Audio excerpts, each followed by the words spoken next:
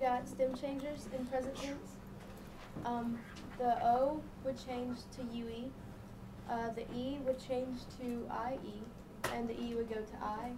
And then there's a few that from the U goes to UE. And in the nosotros form, it doesn't have a stem change. So, and if there's two, like O's or E's, you would do the one closest to the end. Right. So here's a few examples of the boxes. Here's, I don't know how to, Contar. Yeah, to count. And the U, the O here would change to a UE, and here as well, and here. But here it stays the same. And that's why we call it a boot. So only changes inside the boot shape, which always leaves out the nosotros form. And over here would be the same. It would be a boot. Just careful that cerrar would be an AR verb, so you would need your AR endings there. So just careful whenever, and this is always an easy mistake that anyone can make on any quiz, test, or anything, that you copy the verb incorrectly, you might use the wrong endings, then you mess up the whole conjugation. So careful when you copy your verbs down that you're using your verb banks, like for this one that we just did this past chapter, that you have the original verb correctly so that you can obviously do your conjugations correctly.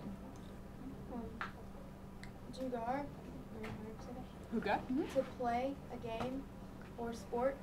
It's a regular verb, so the U here would go to UE, like up here. So the U would go to JUEGO, and over here it would stay the same. It's a boot.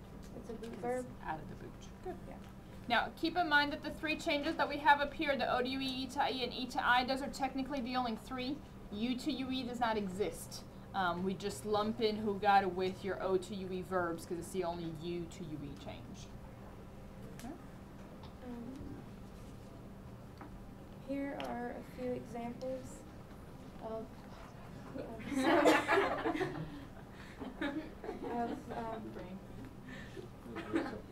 some O to UEs, E to IE, E to I, and the only U to UE. Now, you have your whole chart, remember, of additional verbs and any for your midterm. Anything that we've gone over is fair game for the midterm, so make sure that you look over your whole entire chart, O to UE, E to IE, and E to I, which not only reference the present tense, which is what we're talking about, but also references the basement preterite that only change on the bottom two, which will be a separate presentation here in just a second.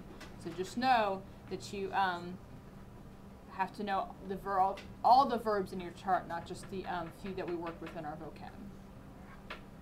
These two aren't boots, they're shoes. So in the shoe, the yo form would stay the same, and the rest. You have to think of some. There's like an additional something irregular about the yo form, so it wouldn't stay the same necessarily. Like the tener wouldn't have a change, so in that sense it would stay the same. And venir also, the E doesn't change, but it does have a go change, so you have to think of that something extra. But look at this seed and seguir, they do change.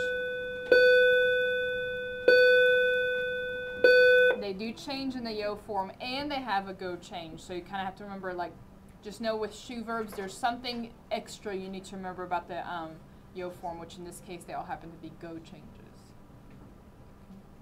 Sometimes it changes the stem and sometimes it doesn't. And last we have practice. It's a quiz. Yay. Ooh, see. Move it up just a tiny bit more. That works. All right. For the top, it asks, what changes do the following verbs make, and give their meanings.